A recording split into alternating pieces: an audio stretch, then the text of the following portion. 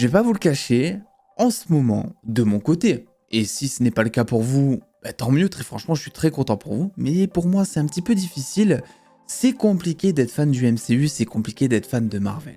Je dis pas que c'est mort, et je pense que dans tous les cas, ils vont réessayer de redevenir à leur prime, quelque part, et il y a des choses qui, moi, me laissent optimiste, comme par exemple le fait qu'ils aient espacé les projets, ce qui va laisser le temps aux scénaristes, aux équipes d'effets spéciaux, de bosser correctement les projets et aussi de se rapprocher par rapport à ce qui était dans le MCU durant les premières phases.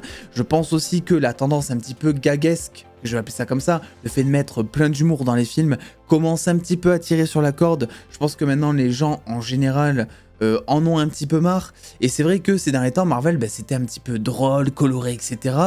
Parce que justement, c'était la mode depuis le premier Gardien de la Galaxie.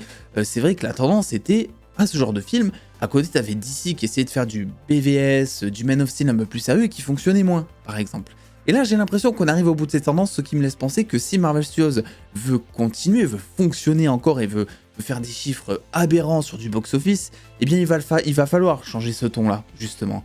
C'est pour ça que, même si pour l'instant, je suis assez mi-figue, mi-raisin concernant le MCU et qu'il y a très peu de projets qui me hype, je reste quand même optimiste. Tout comme par exemple The Marvels, qui est un trailer que j'ai détesté, vous le savez, alors pourtant j'étais optimiste, mais je reste quand même optimiste pour The Marvels encore, parce qu'on a vu qu'un seul trailer, et j'ai espoir que ce film me fasse kiffer, tout bonnement. Mais aujourd'hui, nous allons nous concentrer sur un film qui me fait kiffer, pour le coup, un des rares qui ont été annoncés, il y en a quelques-uns quand même, mais celui-ci me fait kiffer aussi, c'est le film Deadpool 3, puisque nous avons des news casting concernant le film, et je me suis dit que c'était l'occasion de faire un petit point avec vous sur ce que l'on sait du film, parce que c'est vrai que c'est un petit peu particulier. C'est un film presque précurseur pour moi chez Marvel Studios. C'est le premier film qui sera R-rated, donc ce qui veut dire qu'on va rester normalement sur le ton des deux premiers films. Ryan Reynolds l'a confirmé. Voilà, donc après on attend de voir, parce que R-rated ça veut rien dire. Je rappelle que Moon Knight, je sais je ramène toujours tout à ça, mais c'est vraiment l'exemple concret. Moon Knight est la première série déconseillé au moins de 16 ans sur Disney+. Bon, c'était... Il y avait quelques scènes... c'était tranquille, en vrai. Est-ce que ça méritait le R-rated? Voilà, c'est juste que des fois, il y a certains gros mots, ou il y a trop de gros mots, ou trop de choses comme ça, et du coup, les normes veulent que ça passe en R-rated. Voilà, donc, mais après, ça veut absolument rien dire, mais j'ai quand même espoir que ça reste sur l'ADN des deux premiers Deadpool. On a aussi Sean Levy, créateur de Stranger Things notamment, qui sera réalisateur sur ce film, mais aussi producteur. Et c'était pas tout, puisqu'on a Ryan Reynolds, qui lui sera évidemment acteur principal, mais aussi coproducteur. Et Deadpool 3 sera le premier film en coproduction avec Marvel Studios, puisque Marvel Studios d'habitude quand ils produisent des films, ils produisent eux-mêmes leurs films, c'est eux qui dirigent tout de A à Z, qui supervisent le tout, c'est Kevin Feige. Et ici c'est le premier film qui est en coproduction, ce qui veut dire que la moitié des décisions, en gros du gros, qui seront prises sur le film en termes de scénario, d'effets spéciaux, ou business, ou tout autre, eh bien viendront à 50% de Marvel Studios, Disney, Kevin Feige, Bob Iger, etc.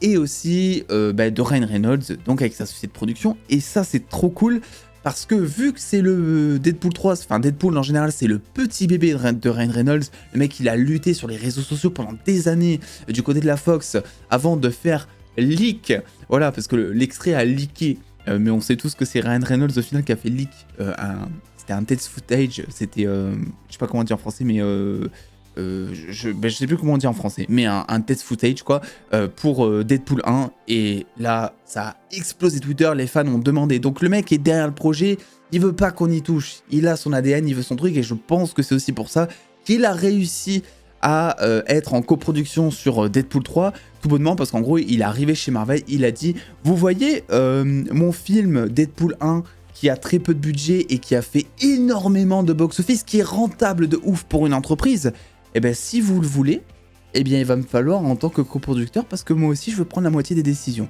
Et moi je trouve que ça c'est la meilleure des nouvelles là-dedans, et je pense que c'est pour ça que Deadpool 3, même qu'il soit R-rated, dans un MCU en ce moment qui divise assez, je pense que c'est un des rares films qui va garder l'ADN d'il y a quelques années, un ADN qu'on adorait du côté de chez Marvel, et d'autant plus avec l'ADN très particulier de Deadpool, puisqu'on a eu Deadpool 1 et 2, Deadpool 1 que j'avais énormément apprécié, et Deadpool 2 un petit peu moins, à vrai dire, mais qui poussait encore plus loin le côté gag, le côté sale presque, voilà. Et je pense que c'est peut-être pour ça que je l'ai un peu moins aimé. Je trouvais que le 1, bon, il avait aussi son côté gag, son côté sale, etc. Mais il était un peu plus indirect, un peu moins cru, je trouve.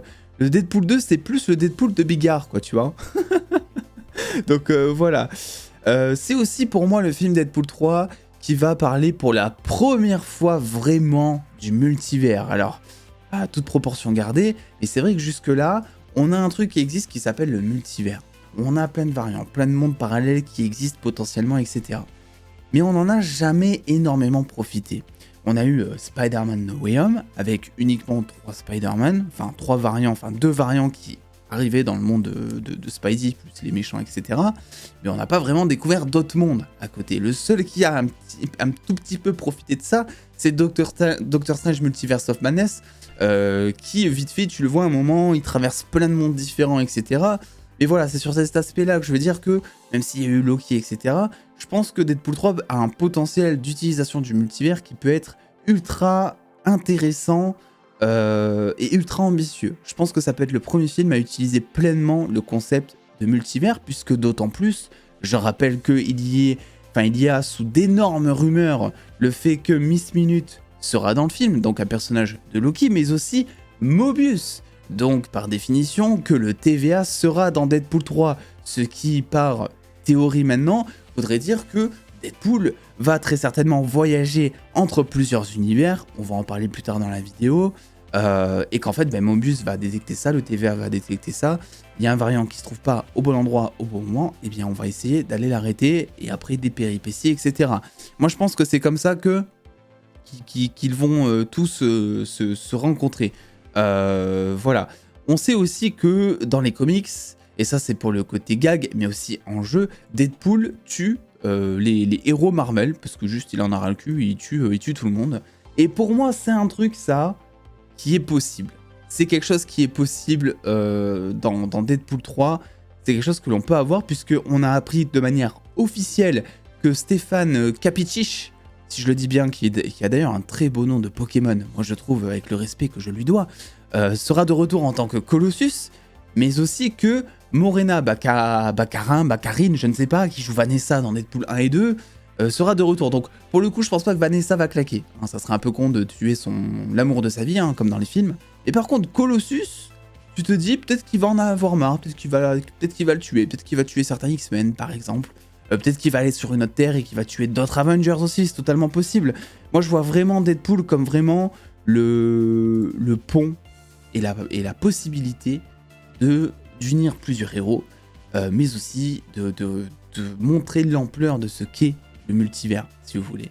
Et pour moi c'est pas anodin qu'il y ait Colossus de retour, parce qu'en plus on sait qu'on est en plein dans ce retour, est-ce que je peux dire ça, ce reboot des X-Men avec Miss Marvel, première mutante, Namor, deuxième mutant découvert dans le MCU, mais en gros Namor c'est le premier mutant, Miss Marvel c'est la deuxième mutante née, et j'ai quelques doutes concernant Monica Rambeau, voilà, Photon, on en apprendra plus je pense dans The Marvels, mais voilà, je vous en ai parlé dans la précédente vidéo.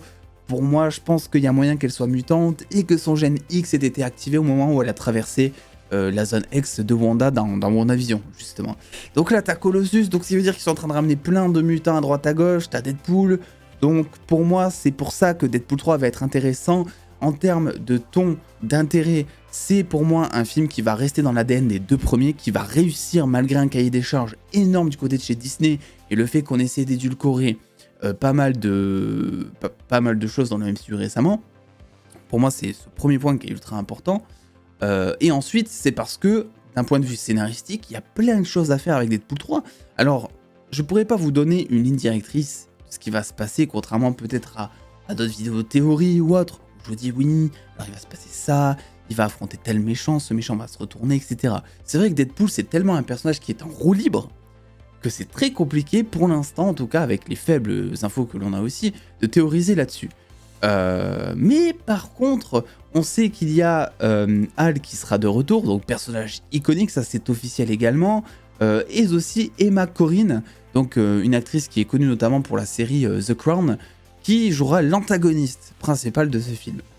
Donc après, quel antagoniste, etc., pareil, je ne sais pas. Ce que je vois, c'est que ce film, il y a le multiverse qui peut être extrêmement exploité, les X-Men qui peuvent être développés, même si on sait que ça va arriver plus tard, mais on sent quand même, depuis Miss Marvel, qu'ils sont en train de poser les pièces une par une pour constituer une équipe, ou pour constituer tout simplement un enjeu X-Men. Donc ça fait plutôt plaisir, et là dans Deadpool, on va avoir des mutants en plus qui vont arriver, quoi.